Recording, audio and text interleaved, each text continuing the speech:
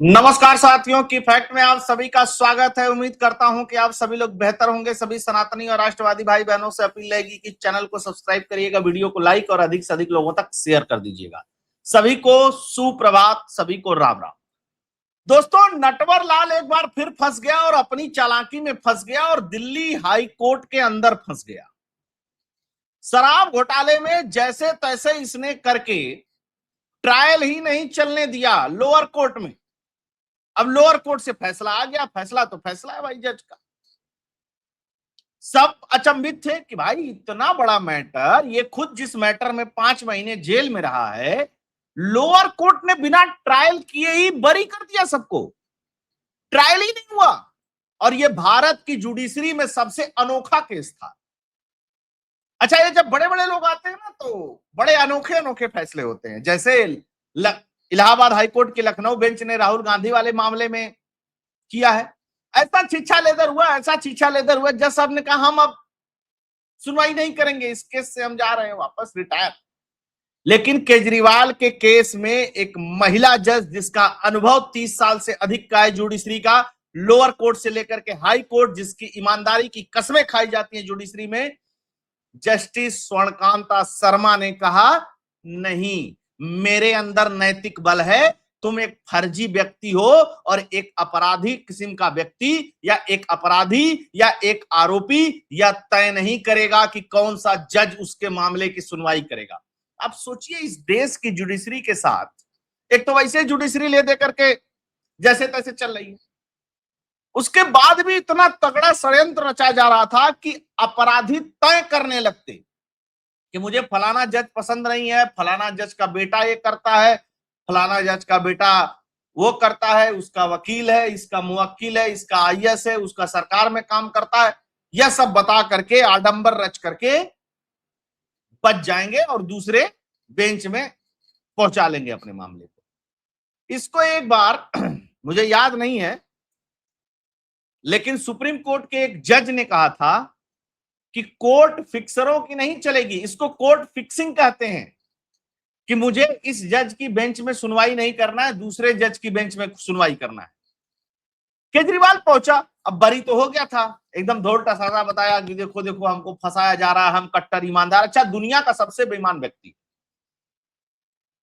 इस व्यक्ति ने आज तक, ध्यान रखिएगा, जब से इसकी राजनीति शुरू हुई है, जिस जिस व्यक्ति पे इसने आरोप लगाया है, किसी के खिलाफ ये कोर्ट नहीं गया है, एक सिंगल व्यक्ति के खिलाफ।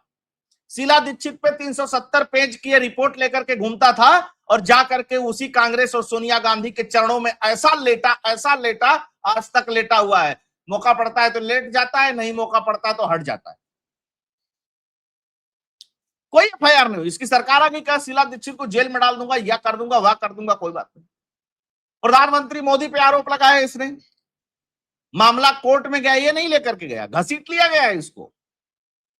गडकरी पे आरोप लगाया, गडकरी के पैर पकड़ करके 5 बार थूक चाट करके माफी मांगने वाले केजरीवाल।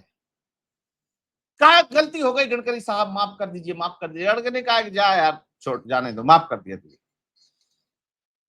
ये अब इसकी हिम्मत इतनी बढ़ गई तो इसने कहा कि अब चलते हैं, देखो इधर तो कैसे कैसे बरी हो गए, जस्टिस स्वर्णकांत शर्मा की बेंच में मामला गया है, चलते हैं, कह देते हैं कि आप सुनवाई नहीं करेंगे, आप निष्पक्ष नहीं है। निष्पक्ष क्यों नहीं है? आपका बेटा वहां सरकार में काम करता है, उसके लिए वकालत करता है, और आप इस तरीके के फंक्शन में गई, उस तरीके का, मैं बताऊंगा।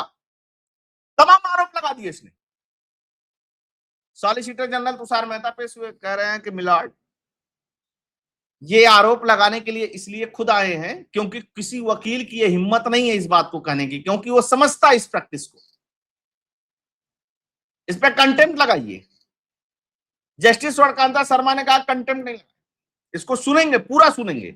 और सुनने के बाद जब जस्टिस स्वर्णकांता शर्मा ने जब जजमेंट दिया तो बोला तेरी एक भी बात नहीं मानी जाएगी। चला गया से, ये मैं कह रहा हूं, भाग यहां से नहीं कहा था उन्होंने। तो क्या हुआ है इस मसले पर और किस तरीके से इसकी बैंड बजाई गई है, उसके बारे में बात करूंगा। याद रखिएगा, एक अपराधी तय नहीं करेगा कि कौन सा वकील उसका मुकदमा सुनेगा। ये होने लगेगा अगर देश में, तो आप अंदाजा लगाइए क्या होगा। अच्छा, जस्टिस सूर्यकांत शर्मा के बेंच में जाकर के क्या कह रहा था कि अरे नीचे तो ट्रायल कोर्ट ने मुझे छोड़ दिया और आपने तुरंत इस पे स्टे लगा दिया। उन्होंने कहा कि हम हायर कोर्ट हैं, ट्रायल कोर्ट ने क्या किया, उसने क्या जजमेंट दिया, क्या नहीं दिया, हमारे पास अगर ईडी और सीबीआई आई है तो हम इसको सुनेंगे और बिना ट्रायल किए हुए तुमको अरविंद केजरीवाल नहीं भागने देंगे। ट्रायल तो चलेगा, ट्रायल में क्या निकल करके आएगा, गलत है सही है, वो एक अलग बात है। बिना ट्रायल चलाए हुए कैसे किसी को छोड़ा जा सकता है यार, अब मुझे बस समझ में नहीं है। और वो भी इतना बड़ा केस, वो भी इतना बड़ा मामला। हो सकता है कि ट्रायल में केजरीवाल बच जाए और हो सकता है जेल चला जाए। खैर, बड़ा जोरदार फैसला है। आप समझिए, बिल पावर की बात है। एक तरफ एक हाई कोर्ट के एक जज जो जांच का फैसला देकर के बिल पावर नहीं दिखा पाते हैं, और एक जज ऐसी जो जिस पर खुद डायरेक्ट आरोप केजरीवाल लगा रहा है। यहां दो अलग अलग मुवक्किल नहीं थे, दो अलग अलग लोग नहीं थे, दो अलग अलग प्रार्थी नहीं थे, खुद एक व्यक्ति प्रार्थी था और जज पे आरोप लगा रहा था, वहां फैसला देना था। तो इसको कहते हैं नैतिक बल। और जस्टिस सूर्यकांता शर्मा ने ये फैसला देकर के ये बताया कि नटवरलाल तुम्हारी यहां पे चालबाजी नहीं चलेगी, इल्यूजन जो तुम क्रिएट कर रहे हो। अच्छा, एक बात और बता दो, इसने किसी भी चीज का कोई भी ठोस सबूत नहीं दिया। अब जैसे आप कोर्ट में खड़े हो जाइए, कह दीजिए कि आपको तो एक बार देखा था वहां पे, आप फलाने तारीख को उस व्यक्ति से मिले थे, इसलिए आप निष्पक्ष नहीं है। खाला घर समझ रखा है। अच्छा, अभिषेक मनु सिंघवी भी तो आ नहीं सकते थे, उनको पता था कि रेल दिए जाएंगे गुरु हैं। केजरीवाल को कोर्ट से झटका, जस्टिस शर्मा ही रहेंगी, करेंगी सुनवाई, आवेदन खारिज। कहा निर्णय दबाव में नहीं लिए जाते, उनका निर्णय दबाव में नहीं लिए जाते। सूर्यकांता शर्मा ने अपने जजमेंट को लिखते हुए एक बहुत महत्वपूर्ण बात कही। उन्होंने कहा कि अगर मैं इस केस से हट जाती तो यह होता कि जज दबाव में आ गई, इसके प्रभाव में आ गई इसके। अगर मैं नहीं हटूंगी तब भी आरोप लगेगा। अगर मैं हटती हूं तो जुडिशरी पे एक बड़ा प्रश्न चिन्ह ये खड़ा हो जाएगा कि कोई व्यक्ति कोर्ट में आकर के खड़ा होकर के कुछ भी उलझलूल बक दे और जज उस मामले से अपने आप को अलग कर लेते। बेंच बदली जाती है, लेकिन बेंच बदलने का एक तरीका होता है, आपको उसके लिए ठोस एविडेंस देना होता है।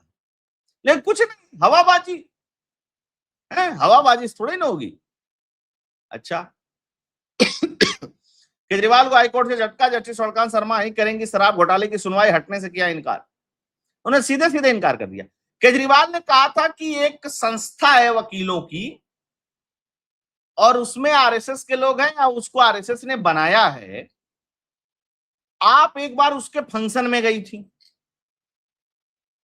अब जज और वकीलों के जितने भी संगठन है। अच्छा, एक बात बताइए, कौन सा वकील किसी पार्टी से नहीं जुड़ा हुआ है? आप एक वकील, इसका वकील खुद ही सांसद है कांग्रेस पार्टी का, याद रखिएगा इस बात को। अब बार का अध्यक्ष है कपिल सिब्बल और सांसद है, इस देश का एचआरडी मिनिस्टर रहा है।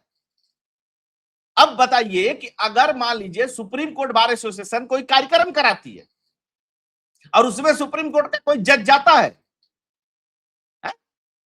और कल को कपिल सिब्बल सत्ता में या सरकार में या किसी और पद पे होता है, तो कोई जाकर के अपराधी कहेगा नहीं नहीं तुम तो कपिल सिब्बल के वो बार एसोसिएशन वाले फंक्शन में गई थी इसलिए तुम पे कोई भरोसा नहीं है। तो भैया तो सारे जज जाते हैं। एक चीज और बता दूं, वकील ही जज बनते हैं और जस्टिस सूर्यकांत शर्मा किसी के कृपा से आई हुई जज नहीं है, इस बात को जानिएगा। क्योंकि वो लोअर जुडिशरी में परीक्षा पास करके जज बनी और उनके फैसले इतने बढ़िया थे कि उनको एलिवेट करके लाया गया हाई कोर्ट, है ना। अच्छा, चलिए, जस्टिस सूर्यकांत शर्मा ने फैसले का विस्तृत पॉइंट, अच्छा इन्होंने जितने केजरीवाल ने पॉइंट उठाए थे सब पॉइंट पे इन्होंने फैसले दिए हैं। संस्था का ट्रायल, जस्टिस शर्मा ने कहा कि आज मैं किसी पक्षकार या लिटिगेंट का न्याय नहीं कर रही हूं, बल्कि पक्षकार ने मुझे और पूरी संस्था को ट्रायल पर रख दिया है। गरिमा को चुनौती, जस्टिस सूर्यकांत शर्मा ने स्पष्ट रूप से कहा कि उनकी निष्पक्षता गरिमा को सीधे तौर पर चुनौती दी गई है। आसान रास्ता बनाम कठिन रास्ता। इन्होंने कहा कि आसान रास्ता था मेरे लिए कि मैं इस केस से हट जाती, लेकिन कठिन रास्ता है कि मैं इसको सुनूं, क्योंकि निष्पक्षता और न्याय के हित में दलील सुनना और जवाब देना चुना। उन्होंने कहा मैं हट जाती, मैं क्यों बोलती कि आओ तुम बताओ क्या आरोप है, क्योंकि दिल्ली हाई कोर्ट के चीफ जस्टिस के पास केजरीवाल अपनी याचिका लेकर के गया था, तो दिल्ली हाई कोर्ट के चीफ जस्टिस ने खारिज कर दिया। तो भाग यहां से भाई, ये कौन सा तरीका, तू आगे बताएगा कि कौन सा जज सुनेगा तेरा केस। अच्छा, इन्होंने कहा कि नहीं मैंने दलील सुनी, उस दलीलों में कोई तर्क नहीं है, कोई तथ्य नहीं है, कोई फैक्ट नहीं है, कोई डॉक्यूमेंट नहीं है। ये क्या सोचता है केजरीवाल गैंग की क्या हालत है, ये सब सोचते हैं किसी पे आरोप लगा लो और उसको सच मान लिया जाए, बिना सबूत के सच मान लिया जाए, और इसके पर सबूत पर भी आरोप लगा तो कह दिया जाए कि ये राजनीति हो रही है। प्रतिष्ठा के रक्षा जस्टिस सूर्यकांत शर्मा ने आगे कहा कि अगर एक जज भरोसे के अपने आरोपी के सामने अपनी प्रतिष्ठा सरेंडर कर देता है और उससे निपटता नहीं है, जो खुद एक खोई हुई साख को वापस पाना, फिर इस तरीके खोई हुई साख को वापस पाना मुश्किल होता है। अब ध्यान रखिएगा, एक जज के ऊपर एक व्यक्ति कोर्ट में हेयरिंग के दौरान आरोप लगाता है, याद करिएगा, जबकि मामला सुनवाई करने का है, जज सुनती हैं, फैसला देती है। और एक इलाहाबाद के हाई कोर्ट के जज साहब हैं, याचिकाकर्ता के एक ट्वीट से इतने डर जाते हैं, तो कहते हैं कि हम केस की सुनवाई नहीं करेंगे, इसलिए नैतिक बल है इस महिला जज के पास। है ना, ले आओ, हम सुनते हैं ना, क्या है तुम्हारे पास भाई, कहां इतना फड़फड़ा रहे हो, आओ देखें। पॉलिटिकल बयान पे उन्होंने कहा कि अमित शाह ने एक बार ये पॉलिटिकल बयान दिया था, ऐसे वैसे किया था, ये हो जाएगा वो हो जाएगा।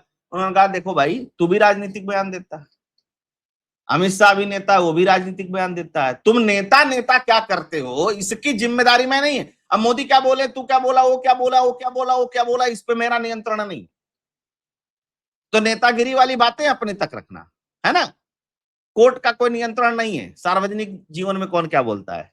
कह रहे तुम भी नेता हो। कोर्ट ने टिप्पणी में केजरीवाल खुद एक राजनेता, विपक्षी दलों द्वारा एक दूसरे के खिलाफ ऐसी भाषा का इस्तेमाल करना राजनीति में सामान्य बात है।